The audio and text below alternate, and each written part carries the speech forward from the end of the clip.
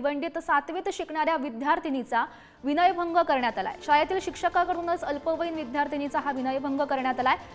मुजम्मिल शेख असं गुन्हा दाखल झालेल्या विकृत शिक्षकाचं नाव आहे। धक्कादायक असा हा प्रकार भिवंडीमधला म्हणावा लागेल। आम्ही ताबडतोब त्या शिक्षकांनाही ताब्यात घेतलेलं आहे आणि त्या मुलीच्या आईची तक्रार घेऊन त्यांच्या विरुद्ध भारतीय न्याय संहिता सेक्शन 74, 351(2) आणि पोक्सो ॲक्ट सेक्शन 12 प्रमाणे गुन्हा दाखल केलेला आहे। पुढील तपास आम्ही करत आहोत। तर या संदर्भात अधिकची माहिती जाणून घेऊयात। आमचे प्रतिनिधी मोनिश गायकवाड सध्या आपल्यासोबत आहेत। मोनिश, आपण पाहतोय भिवंडीमध्ये खरं तर हा 7वीत शिकणाऱ्या विद्यार्थिनीचा विनयभंग झाल्याचं समजतंय। शिक्षकाकडूनच अल्पवयीन विद्यार्थीचा हा विनयभंग झालेला आहे।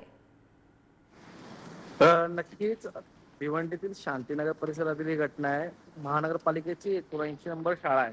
त्या शाळेमध्ये 7वी मध्ये शिकणाऱ्या विद्यार्थीला अश्लील चित्रफित व इतर ठिकाणी जे बॅड टच असतं ते करून तिला कुठेतरी लज्जा उत्पन्न होईल असं प्रकार घडले आहे। मुली शाळेत जात नव्हत्या। या मैदानामध्ये खेळत असताना इतर शिक्षकांनी पाहिलं।